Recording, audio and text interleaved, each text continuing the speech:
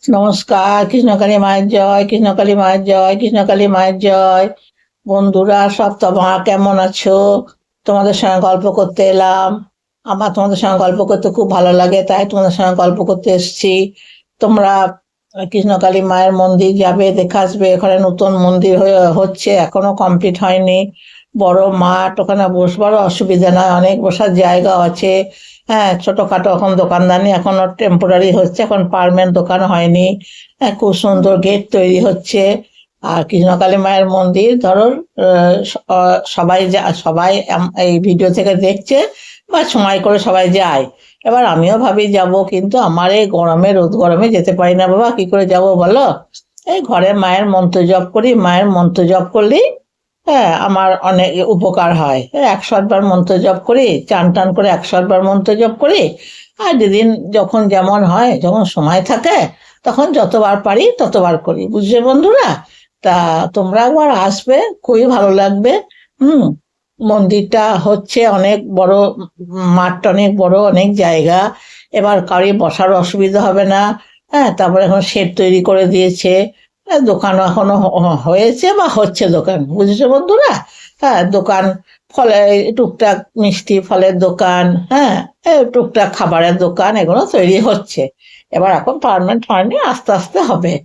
তো যাবে একবার, এবার যাবো বললেই তো যেতে পারবে না, ধরো যেতে গেলে সময়ও চাই। হ্যাঁ, এবার অনেকটা দূর। এবার একা, অনেকে একা, সবাই তো আর একা যেতে পারে না। এবার সঙ্গে কাউকে নিয়ে যেতে হবে। হ্যাঁ, টাকা পয়সারও দরকার আছে। ধরো পয়সা করে না থাকলে তো হবে না। এবার আমাদের মতো মানুষরা তো ধরো বাসে ট্রেনে করে যেতে পারবে না। আমাদের মতো মানুষদের 4 চাকা করে যেতে হবে। এবার ধরো 4 চাকা করে যেতে গেলেও তো তারপরে বন্ধুরা, এবার শনি মঙ্গলবারে ভিড় বেশি হয়, সব দিনই হয়। এবার শনি মঙ্গলবারে ভিড়টা বেশি হয়। এবার ফলহারানি অমাবস্যা শনিবারে হলো, সেদিনকে প্রচুর ভক্তরা এসেছিল।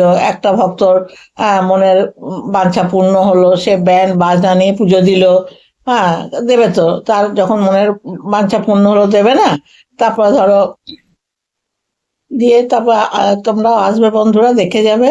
হ্যাঁ, যার যা মনের কামনা পূর্ণ হবে সে তো নিশ্চয়ই তার ভগবানের কাছে তার কিছু যা দেবার নিবেদন করবে সে তো দেবেই।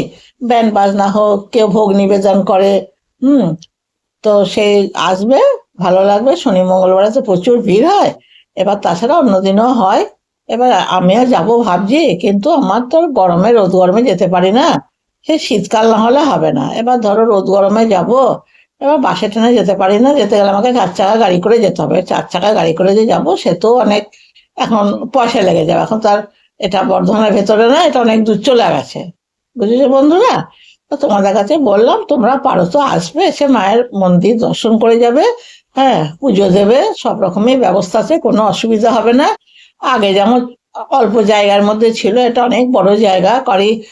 কেউ যদি দাঁড়িয়ে থাকা, বসে থাকা, সব রকমই ব্যবস্থা আছে, কোনো কারোরই কষ্ট হবে না। তারপরে মাথায় এসে সেট করে দিয়েছে। হ্যাঁ, সেখানে সব গাড়ি ফাড়িও রাখতে পারবে। বুঝতে পারছো বন্ধুরা? তো একবার আসবে, এসে দেখে যাবে। দেখি ঠাকুমাটা কি বলছে, আবার দেখে আসি। তো তোমরা একবার আসবে। হ্যাঁ, আমি যাব ভাবছি, কিন্তু আমি আর কি করে যাব বলো, আমার যাওয়া তো অসুবিধা। হ্যাঁ, আমি তো আর বাসে ট্রেনে যেতে পারবো না বাবা। দেখি কৃষ্ণকালী মা টানালে অবশ্যই যাব। আর মায়ের তো এমনি কিছু ইয়ে চাহিদা কিছু না। আর 108 বার মায়ের মন্ত্র জপ করবে, তাহলেই হবে, কোনো ইয়ে নয়। আমিও করি, আমার অনেক ঠাকুরের উপকার হয়েছে। তা তোমরা আমার চ্যানেলটা সাবস্ক্রাইব করে দিও, একটা লাইক করে দিও বাবা, জানি তোমরা দেবে, তাও তোমাদের কাছে বললাম। ঠিক আছে, আসছি। জয় কৃষ্ণকালী মায়ের জয়, জয় কৃষ্ণকালী মায়ের জয়, জয় কৃষ্ণকালী মায়ের।